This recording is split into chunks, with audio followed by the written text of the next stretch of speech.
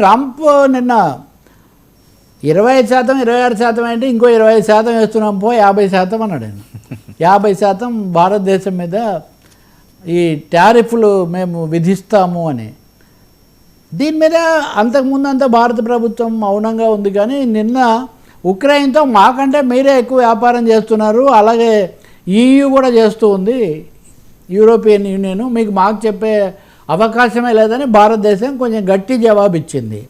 ఇక్కడ దీనికి రెండో డైమెన్షన్ ఏమంటే, భారతదేశం మీద 50% టారిఫ్ వేస్తున్న ట్రంప్ పాకిస్తాన్ మీద 19% మాత్రమే వేస్తున్నారు.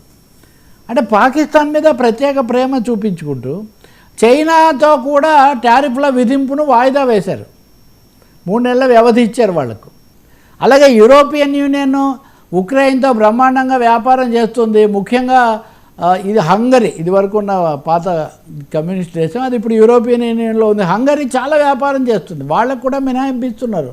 అంటే వాళ్ళందరికీ మినహాయింపు ఇచ్చి భారతదేశం మీదనే ఎందుకు ఇంతగా కత్తి కట్టారు ట్రంప్ అనేది ఒక పెద్ద ప్రశ్న. అంటే దీనికి 2 రకాల సమాధానాలు లభిస్తున్నాయి. ఒకటి, అంతకుముందు చాలా చేసినా కానీ భారతదేశం ఎప్పుడు దానికి ప్రతిఘటన స్పందన లేకుండా ఉంది కాబట్టి ఇంకా లొంగిపోతుంది అని అమెరికా భావించింది. కానీ అలా జరగనప్పుడు ట్రంప్ ఒక విధమైన డెస్పరేట్, కొంచెం తెగింపు వచ్చి భారతదేశాన్ని కొంచెం ఉక్కిరిబిక్కిరి చేయాలని ఇవన్నీ విధిస్తున్నారు అనే మాట ఒకటి వినిపిస్తుంది. ఇంకా రెండవది, దీనివల్ల భారత్ కంటే అమెరికాకే ఎక్కువ నష్టం.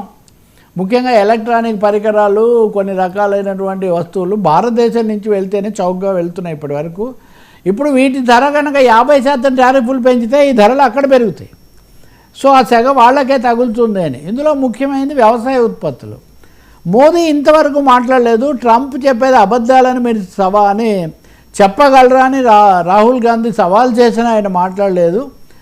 ఈరోజు ఆయన మొట్టమొదటిసారిగా ఒక పరోక్షంగా ఏదేమైనా మేము ఎవరి ఒత్తిళ్లకు లొంగిపోము, భారతదేశ రైతుల ప్రయోజనాలే నాకు చాలా ముఖ్యమని ఒక సాధారణ ప్రకటన చేశారు. చేయగానే బడా మీడియా అంతా కూడా రంగంలోకి వచ్చి ట్రంప్కు మోదీ సమాధానం అది ఇది. ఆయన అమెరికా అని లేదు, ఆయన ట్రంప్ అని లేదు, సూచనగా ఒక్క మాట ఎవరి ఒత్తిళ్ళు అనేది ఎలా ఉన్నా కానీ ఆయన ఒక మాట అన్నారు. ఇదే సమయంలో రాహుల్ గాంధీ తాజాగా చేసిన ప్రకటన, నిన్న ట్రంప్ ఏం చేసినా మోదీ నోరెత్తారు.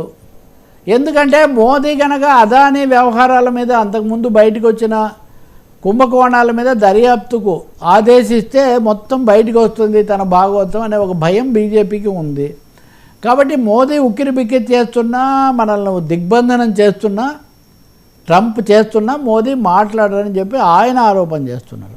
సో ఈ విధంగా భారత అమెరికా వాణిజ్యం అన్నది చాలా తీవ్ర సమస్యలకు పాలైపోయి భారతదేశానికి చాలా వ్యతిరేకంగా అమెరికా రెచ్చిపోవడానికి అయితే ఇది కారణమవుతుంది. ఇప్పుడు ఈ లోపల ట్రంప్ తదుపరి ఉపాధ్యక్షుడిగా, ఇప్పుడు ఉపాధ్యక్షుడిగా ఉన్న వ్యాన్స్ను తర్వాత అధ్యక్ష పదవికి నిలబెడతానని కూడా దాదాపు సూచన చేశాడు. ఎందుకంటే ఆయన 3వసారి చేసే అవకాశం లేదు.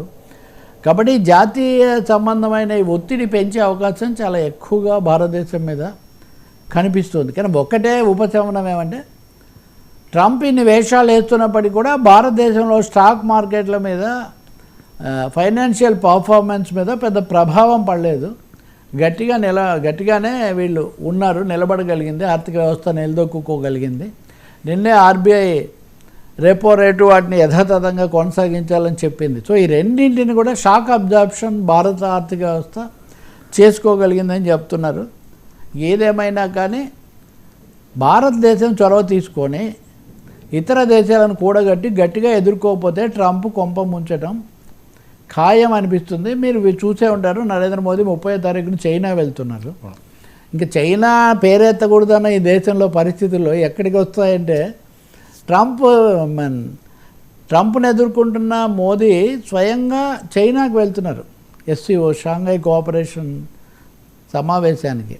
సో ఈ రష్యా, చైనా, ఇండియా కలుస్తాయి అనే ఒక అంచనాలు ఇప్పుడు బలంగా ముందుకు వస్తున్నాయి. అమెరికా అధ్యక్షుడు తన దూతను పుతిన్ దగ్గరికి పంపించాడు. ఇది రష్యాతో వ్యాపారం చేస్తున్నందుకు, భారతదేశం మీద చమురు కొంటున్నందుకు భారతదేశం మీద ఆంక్షలు, టారిఫ్లు గుప్పిస్తున్న ట్రంప్ రష్యా అధ్యక్షుడి దగ్గరికి మటుకు దూతను పంపించాడు. చైనాకేమో 3 నెలల విరామం ఇచ్చాడు.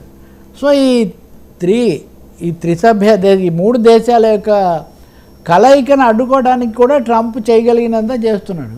కానీ నేను అనుకుంటాను మోదీ ఆ పర్యటన కోసం వెళ్ళిన సమయంలో బహుశా ప్రపంచ చిత్రపటం ఈ బలాబలాలో కొంత మార్పు, ఈ పొందికలో కొంత మార్పు వచ్చే అవకాశం మటుకుంది ఈ దశ వరకు. తర్వాత ఎట్లా ఉన్నా.